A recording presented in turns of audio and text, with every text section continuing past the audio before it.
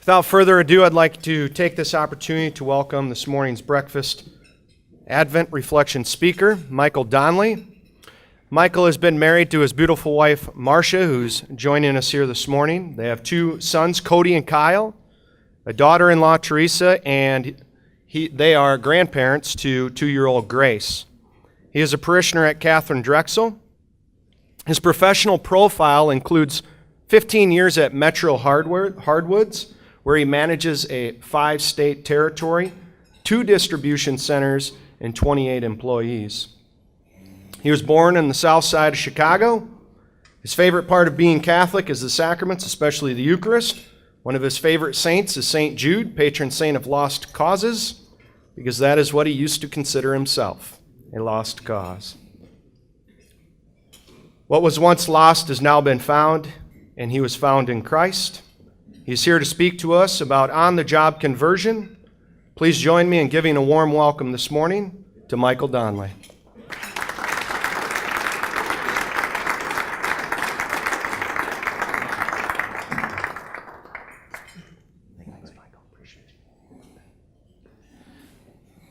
Good morning, everyone. I appreciate Joe changing the height of the mic. That was very nice of him.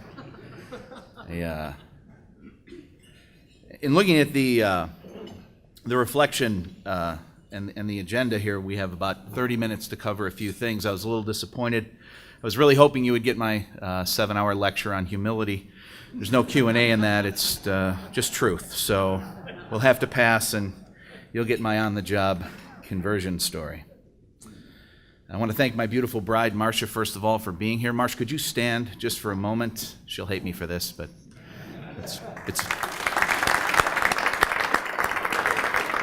she is absolutely my best friend, and she truly loves me like Jesus loves me. I'm very honored and blessed to have her in my life. We have 2 sons, as Joe had mentioned, Kyle and Cody.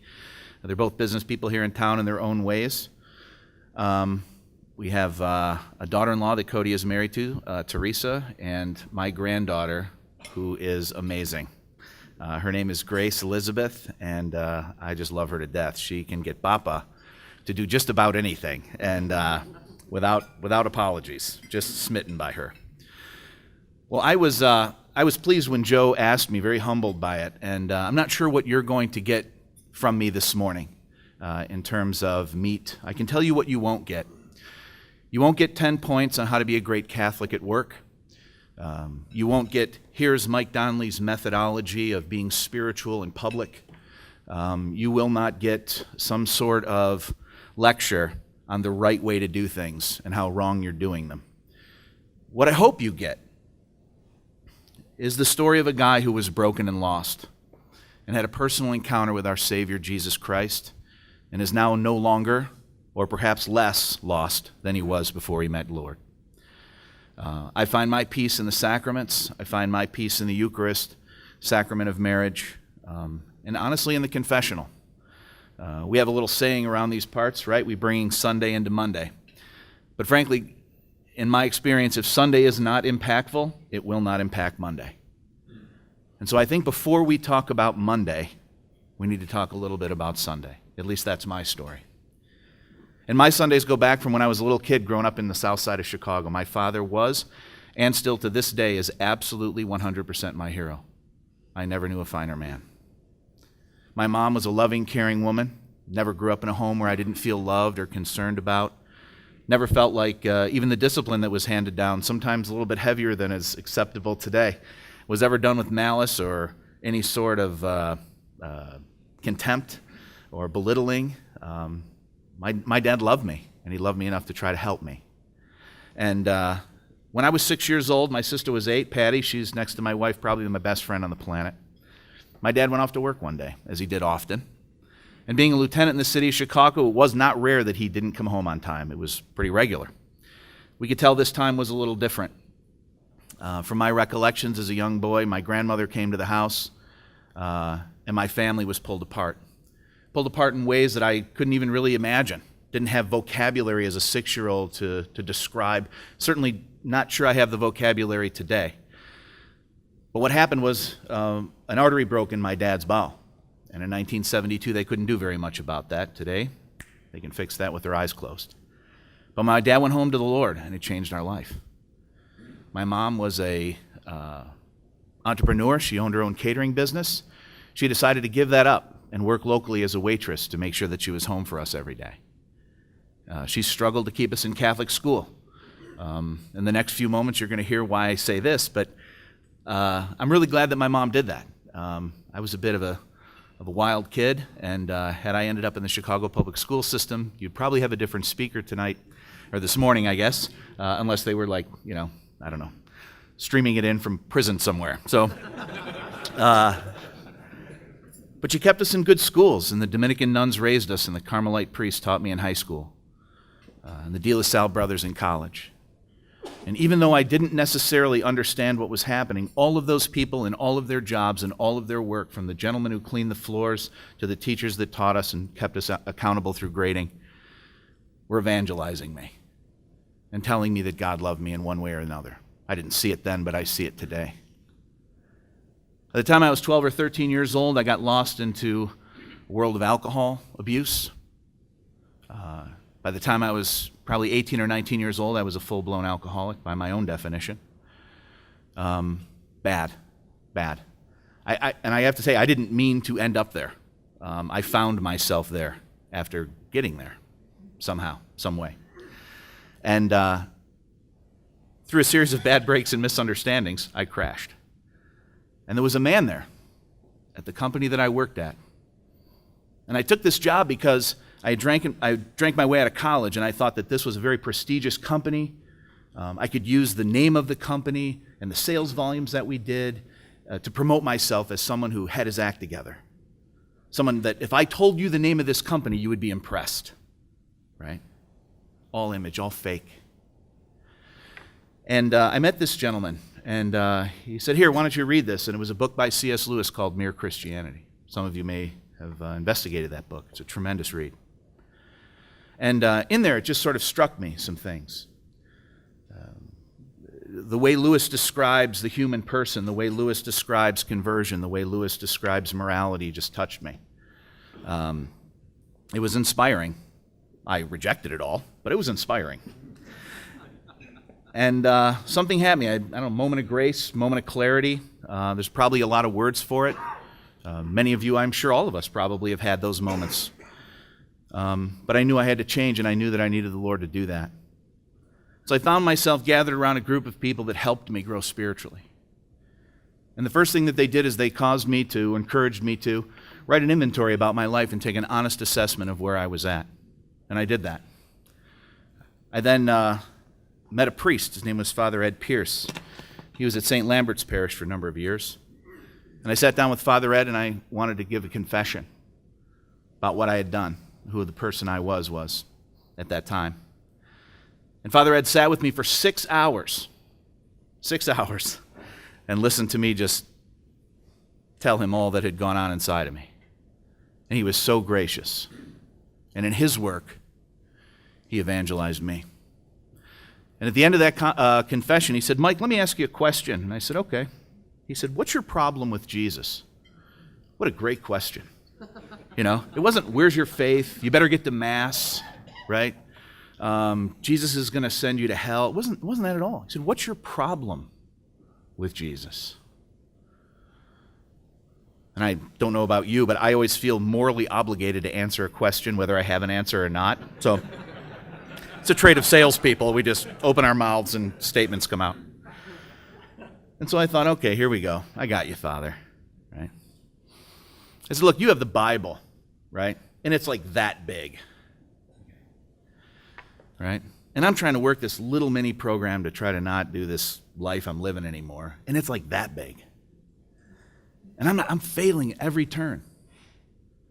Father, if I can't do this, there's no way I can do this."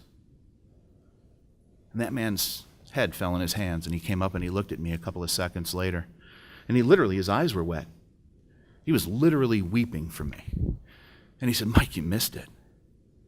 After 8 years of Catholic grammar school, 4 years of Catholic college, sort of an attempt at a Catholic college, 4 years of high school and sort of an attempt at Catholic college, you missed it. You missed the whole thing."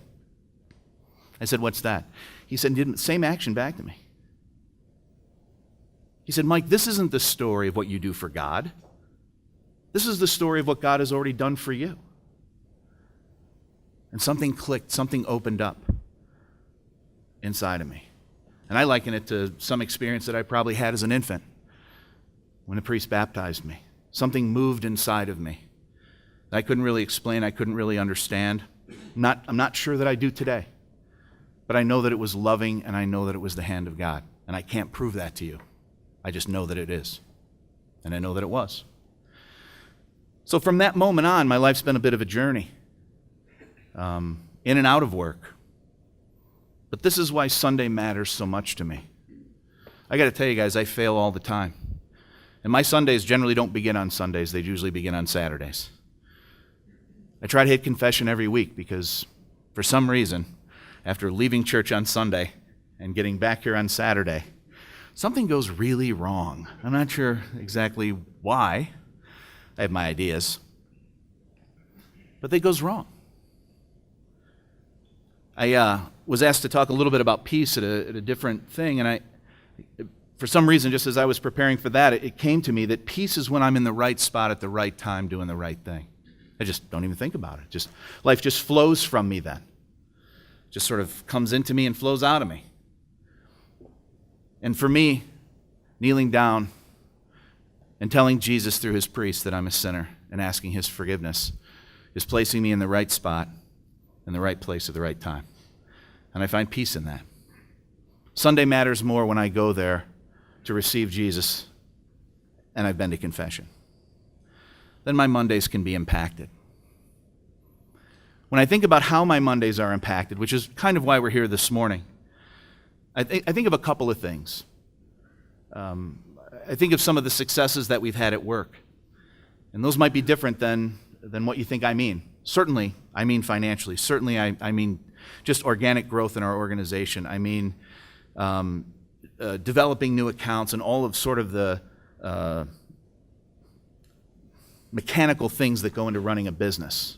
Buying better and tracking progress and operational improvements and all of those things. But it's really been the people. It's been the people that have made the biggest difference in my life as we talk about this idea of being converted on the job. Because those people, whether they're my vendors, whether they're my customers, whether they're our employees, whether they're my friends, many are here today. Thank you, by the way, for being here for me. They offer me an opportunity to make really small decisions. Should I take a little bit more from that vendor because I know I can get it? Should I get a little bit more from that customer because I know I can get it? Sometimes those answers are yes. Sometimes those answers are yes. And I'm okay with that. Market economy. We have health care that we have to provide for our customers, or for our employees, excuse me. We have to pay utilities. We have to pay expenses. Profit is a good thing. And unapologetically, my business is here to make money as we serve people and to do it ethically, but unapologetically to make a profit. I'm okay with that. I think it's fine. I think it's healthy. I think it's good. I think we need more of it. I think we need to be passionate about business because it offers us an opportunity to build those relationships and get to know people where I think that conversion comes in. Those opportunities for conversion come in. When I interact with someone, I have a decision to make.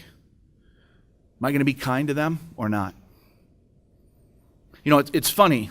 I remember being the low guy on the totem pole and then sort of being okay at my job or good at my job and getting a promotion and having some authority and sort of the shoulders went back a little bit, right? I imagined I had more hair than I actually do, less chins than I really have. I just was very prideful, right?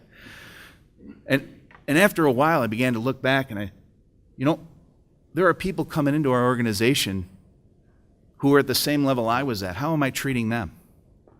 What's the circle of people that I hang with? Is my hand out to the people who were behind me, just like I reached out to the people who were before me to pull me forward? Am I putting my hand back to help people up? Or am I just satisfied that I'm up? Little small decisions. Little small decisions. When I think of my employees. I think of, and I'm humbled by the fact that we trust each other. We have a very open office. It's odd, I think. I'm leaving work just yesterday, and one of our accountants says to me, do you have a minute? And I said, sure, absolutely. I wanted to go home. I wanted to be with my wife. Look at her. Why wouldn't you want to be home with your wife? Especially when you look like me. The odds are not good, guys, to replicate this, right? Yeah, sure, absolutely. And this person sat there and told me about someone in her life who's suffering greatly and how it hurt her. And she asked me to pray for her sister. And I did that. And I'll do it again today. Not because I'm good, but because I need to be better. And because she needs someone to pray for her sister. Conversion, for me, is always about getting a little bit better. It's about not necessarily doing the things that I want to do because I want to do them, because maybe you'll see me being nice or being spiritual or at Mass, but because I desire in my heart to love the Lord more. And if I can love Him more, that translates into loving others more.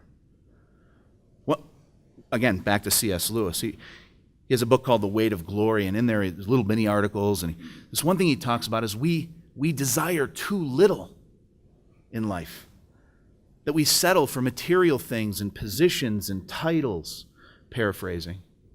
But we ask for too little. We ask God for too little. What God really wants for us is to transform us, to replicate His Son's life in us and through us to the people who are around us. And we ask for stuff. Stuff is good. He made stuff. He's not against stuff. He likes it. But He wants a different us. And we can have that. Our church is so beautiful, right? The sacraments are so beautiful. The saints are so beautiful. The people at your table are so beautiful. Transformation is what matters. Working late when I don't want to. Coming home early when I don't want to. All of these little decisions can help transform me. Lewis talks another thing. He says that Jesus never asked us to be unselfish. Pretty provocative statement. He says what Jesus asks us to do is love. He says you can be unselfish and you can navigate your own path and not step on anybody's toes, still get everything you want, still have it all flush out your way, and never hurt a soul. But that's not what Jesus asks of us. He goes on to talk about how love is sacrificial, how service to our fellow man, in my case, my vendors, my customers, the people that I work with, our employees, to sacrifice for them. That's a step beyond unselfishness. That's a step beyond just not hurting them. It's sacrificing for them. Coming full circle. The reason I'm in the confessional is I fail at this all the time. I can know it, I can believe it, I can desire it, and yet I don't always make the right decision. That's why I go to confession. That confession impacts my Sunday. And I pray that that Sunday will impact my Monday, not only for my good, but for the people who are around me. I really want to thank everyone again, Bishop, to be here and to encourage this movement. I cannot thank you enough. Joe, for the opportunity to be here. My friends, my beautiful wife, it matters that you're here to me, and thank you.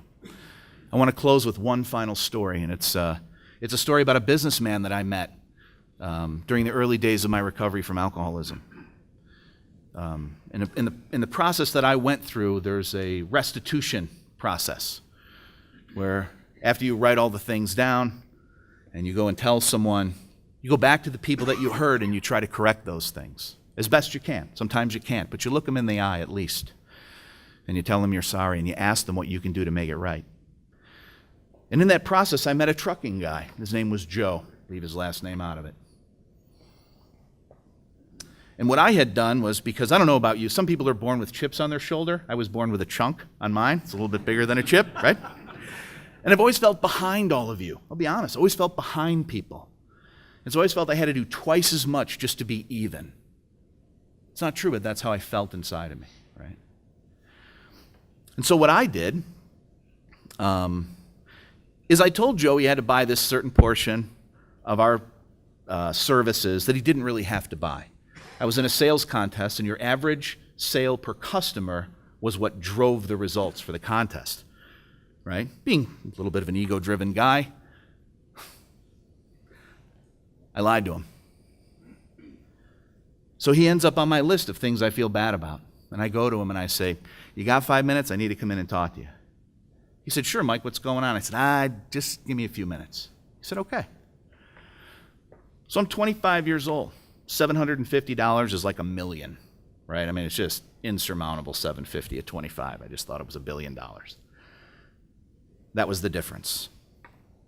And I said, "Joe, I lied to you on that last year's contract, and I need to make that right. I owe you $750, and I don't have it. What I do have is $250, and in 6 weeks I get a commission check, and I'll give you the other $5. But I need to make this right." And he goes, "Why are you here?" And I went, "Well, I lied to you on last year's contract, and I took $750. He said, No. Why are you here? Every year you give me contracts. You didn't need to tell me this. You could have just made this year's contract different than last year's. I would have thought you were a great guy and saved me $750. I said, "Because I don't want to live that way anymore. I need to do things different. And you need to know that I lied to you and that I'm sorry for that. And I need to pay you back." And he said, "Well, let me tell you a story." And this tough kid from the South Side, which has never really been tough, but only been from the South Side, started to cry in front of this guy. And it was like the worst thing I could have possibly done in my own head. You know, like, you never let yourself be weak. And I did that. I started crying. And he said, "Let me tell you this story." He said, "When I was a kid, my brother and I used to pick peas for this farmer. We had a basket, and there was a line in the basket, and you had to put the peas in the basket, and when the peas got to the line, you got a quarter. And there were 2 bells that rang. And the first one was when you had 15 minutes left to pick. That was it. And the second one was when the pickup truck was going back to the farmhouse. Mike, you wanted to be in the pickup truck going back to the farmhouse because it's a long walk back." So he says, "One day I'm picking, and out along the horizon I see these railroad tracks, and the hobo jumps off the train. And he rolls a little bit and hides under the tracks and gets some shelter. And he says, I see him take off his cowboy hat, and he's in my row, and he's putting peas in the cowboy hat." He says, "And when you're picking peas," he says, you just almost lose your consciousness. You just sort of do it." And he said, "But I'm distracted by this guy in my row. And I lose this process. And all of a sudden I hear the bell ring, and I think, look down, I'm not going to hit my line in this particular basket. I'm not going to get my quarter for this basket. And I'm really angry at this guy. In my head, I'm angry at this guy. So I know I got to start walking back to the road because the pickup truck will be here, and I need to get back in the farmhouse. And all of a sudden I hear, 'Hey, kid.' Joe says he turns around, and here's this guy that he had never met before holding a hat, and it was filled with peas. And he went up to Joe's basket, and he dumped it in that basket and filled it up to the line. He said, and this guy took his finger, Mike, and he poked me in the chest, and he said, 'Remember that, kid? Somebody gave you a hat full of peas one day, and you didn't ask for it. And someday, somebody's going to come knocking on your door, and they're going to need a hat full of peas, and you better give them one, kid, because somebody gave you one once. You know what I mean, Mike?' And I was like, no, I have no idea. Peas? He said, 'Mike, I don't want your money. I don't want your money. The honesty in your eye right now is worth more than the $750. He said, 'You can drop checks off here all day long. I'll never cash them.' He says, 'As a matter of fact, if you're ever looking for a job, we could use an honest guy like you around here.' An honest guy? I'm the thief, right? I'm the liar. He said, and if you don't want to be in the trucking business, that's fine. He says, if you ever need to do anything, he said, I'm a little active in the local chamber, and I'd be happy to write you a letter of recommendation, and I'll have my secretary write it up, and I'll just sign it, and you can come pick it up at the desk anytime you want. That's not supposed to happen. Not supposed to happen at all. My ideas of what was supposed to happen went something like this. He immediately stood up, screamed and yelled at me, confirmed what I already thought of myself. Confirmed it, and rightly so. Calls my boss, I lose my job, and rightly so. Misrepresented my company as much as lying to this man. I deserved all of that, if not more. Got a totally different deal. Totally different deal. And that's because in the hands of God, all of our liabilities become assets. It's because when we put ourselves out there to live out our faith and not just think about it or believe it or repeat it verbally, but when we try to live it, there's something transformative that happens in our lives. That's a beautiful thing. And when you experience that, you can't not want more of it. It keeps moving you forward and deeper. And suddenly we look back at our lives and we've become men and women we didn't even know we could be or even wanted to be. And there's only been one consistent through that whole time.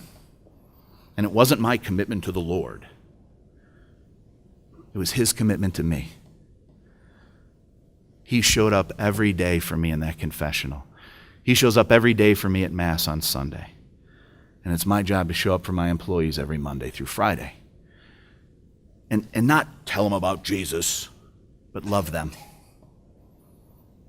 Maybe tell them about Jesus, if it comes up, in the right way, in the right manner. So Joe comes around the desk and he says, Mike, I'm giving you a hat full of peas today. I don't want your money. Stand up. I stood up and gave me a hug. And I had two thoughts in my head. My gosh, I can't believe this guy is being so kind to me. And the second thought is, you've been crying for the last 5 minutes. Do not get snot on his tie. This whole thing's off if you do that. I kind of wipe my nose a little bit, and he pulls me back. And he said, let me tell you one more thing, Mike. I said, what's that? And he said, God's bigger than you, and He's bigger than me. And He sure the hell is bigger than $750. He made a small decision in that moment, and it touched a young man who was unsure that God could love a person like him. And he confirmed what the gospel always says, which is that God is love, and that He loves sinners and He forgives sinners, and He wants them in relationship with Him. And by Joe simply being Joe, the gospel reached through him and touched me. I think this is why I'm in business. I think this is why we're in business, is for relationship and for opportunities to share what God has done for us so that others can be touched by Him.